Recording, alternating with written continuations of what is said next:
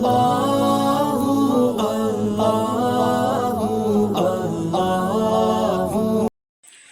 اللہ الرحمن الرحیم۔ ناظرین کرام، آج ہم ان تمامی بیماریوں سے، ان تمامی پریشانیوں سے جوجھ رہے ہیں جس نے ہمارے سماج میں کینسر کی صورت پیدا کر دی ہے۔ انہی بیماریوں میں سے ایک بیماری بے پردگی ہے۔ ہم نے اپنی بہن بیٹیوں کو بے پردہ کر کے یہ سوچ لیا ہے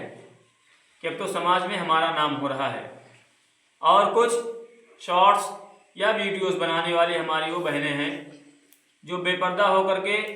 آڈیو پر اپنے بدن کو تھرکاتی ہوئی نظر آتی ہیں۔ یہ میسج میں ان تمام مسلمانوں تک پہنچانا چاہتا ہوں جن کے اندر غیرت ایمانی کا کچھ حصہ باقی ہے۔ آپ اپنے اعمال کے بھی ذمہ دار ہیں اور اپنے گھر میں رہنے والی بے پردہ عورتوں کے بھی اعمال کے ذمہ دار ہیں، اس لیے کہ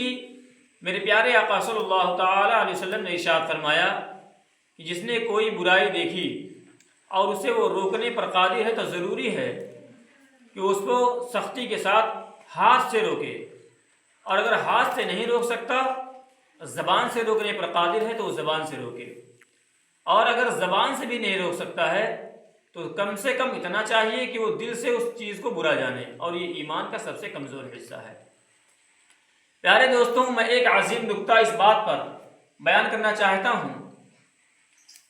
کہ جو چیز قیمتی ہوتی ہے اسے چھپایا جاتا ہے، اور جس چیز کی کوئی قدر و قیمت نہیں ہوتی اسے سرے بازار، عام طور پر عام چوراہے پر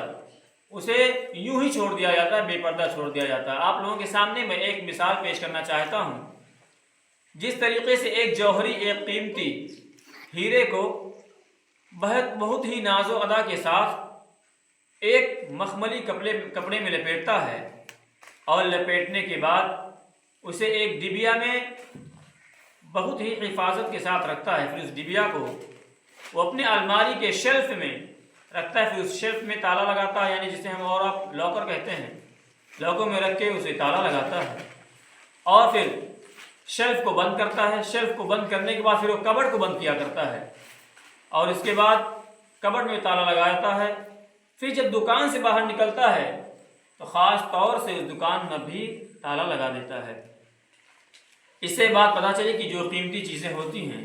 اس کی حفاظت خوب اچھے طریقے سے لوگ کرتے ہیں، اور کرنی بھی چاہیے۔ یہیں پر آپ دیکھیں کہ اگر وہ جوہری اس ہیرے کو بے پردہ رکھ کر کے، یعنی باہر ہی رکھ دیتا، اس کے لیے حفاظت کا بندوبست نہ کرتا، تو ہوتا یوں کہ کوئی بھی انجان شخص آتا اور اس ہیرے کی قدر و قیمت کو نہ سمجھتے ہوئے اس ہیرے کو ہاتھ لگاتا، اس ہیرے میں خراش پیدا ہو جاتی، یا ایسا کوئی بھی شخص ہو سکتا تھا جو اس ہیرے کی چوری کر لیتا۔ تو جوہری نے حفاظت کے مد نظر اس ہیرے کو شیلف کے اندر رکھا، شیلف کے اندر تالا لگایا، پھر اس نے الماری میں تالا لگایا، پھر دکان میں تالا لگایا، کتنے حفاظت کے ساتھ اس نے اس ہیرے کو رکھا۔ یہی حال ہماری بہن بیٹیوں کا ہے کہ وہ ایک قیمتی ہیرے سے بھی زیادہ قیمتی ہمارے لیے ہیں۔ اگر ان کے اندر کوئی داغ لگ گیا تو جس طریقے سے ہیرے میں داغ لگ جاتا ہے، خراش لگ جاتی ہے، تو ہیرے کی کوئی قدر و قیمت نہیں رہ جاتی، اسی طریقے سے ہماری بہن بیٹیاں، ہماری مائیں ہیں، اس ہیرے سے بھی زیادہ قدر و قیمت ان کی ہے۔ اگر ان کے اندر کوئی خراش، کوئی داغ لگ جائے گا تو بھلا ان کی کیا قدر و قیمت رہ جائے گی۔